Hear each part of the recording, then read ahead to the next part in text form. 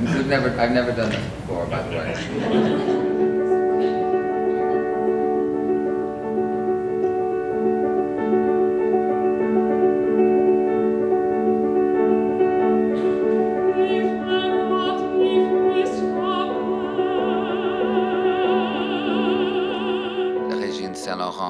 She is kind of two characters at the moment because there is an opera within this opera. She's wondering whether she can really do this comeback. It's been many years and she's just terrified that she's not going to achieve it again. And the evening is about will she or won't she? I'm a huge romantic opera fan. And what's great about writing an opera about an opera singer is that really most, divas, even today, they still inhabit that musical universe. Those are the roles that they mostly learn and what they have to kind of swim in for most of their career. So in a lot of ways, it permitted me to kind of really immerse myself in a more impressionistic, romantic sound because it's how she thinks. It's the world that she's in.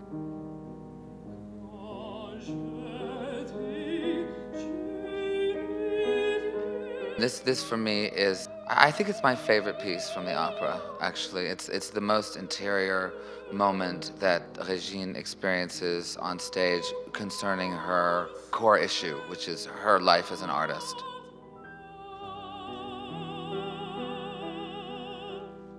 And she also has that really good line, which when you get to a certain age, you really respond to, which is the one about, it all seems so easy back then. She says, I used to look at the great works, by that presumably she means the, Puccini or whatever it was, and they were easy. And now it's 20 years later and they're kind of scary. And I think it's a common experience of people when they get older and have been working at the same thing for a long time, that you don't have that innocence that made you think, well, I know how to do this. And it becomes harder. And then finally, at the end, she exclaims, music, la musique décidera, the music will decide. This opera is full, unabashedly, with a lot of very traditional, overused, perhaps, ideas about opera, which I've always loved and think, have worked for so long. I play with it, though, too. I mean, it's an opera about opera, so you can't not reference these things.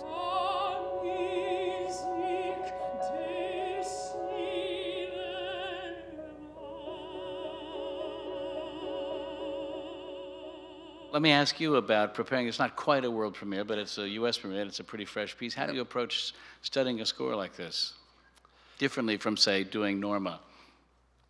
I don't know that it's all that different, other than the fact that I have Rufus here in the city where I live, and he's been... Is that helpful, or...? That's extremely helpful, and... It's helpful to the conductor, but we'll leave it at that. No, I mean, Rufus has been really generous with his time, and we've had a chance to go through the score and talk about what the piece means to him. And, one of the... kind of relating to what Rufus was just talking about, one of the big challenges with this piece is that if you've heard Rufus perform, there's this melodicism and this freedom to what he does, and that needs to be there. And it's also a very, very challenging score for all four of the singers and for the orchestra. So to try to get everything kind of so internalized that we can get to that place where it just feels like songs. It just feels like we're all kind of creating it on our own. So I'm looking at the score and trying to find ways that we can get all of the technical issues very well in hand so we can just make the piece sing. I guess possibly my favorite piece of text from the piece we're about to hear, it's the last line of the whole opera, I think, which is "Ça n'a pas duré longtemps." It didn't last very long. And this woman, it's an opera about a woman who isn't being allowed or doesn't feel able to do the one thing that she does. She is what she does. And I think there's a lot of people who define themselves, particularly people who have like her, who are brilliant artists, for example, who without that, they don't think of themselves as being anything. And they've never learned to build a kind of parallel existence of any kind. She has no defenses to fall back on at all. And if you meet those people and you feel for them because they don't have private life, they don't garden, they don't do any of the other things that can fulfill you. And that's sort of scary, and that's very enticing to work with, I think.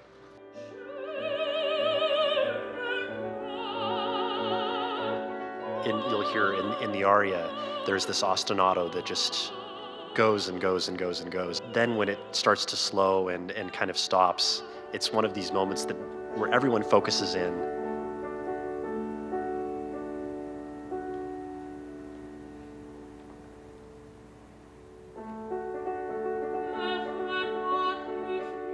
And then we hear this beautiful coda, and it's a really gorgeous moment.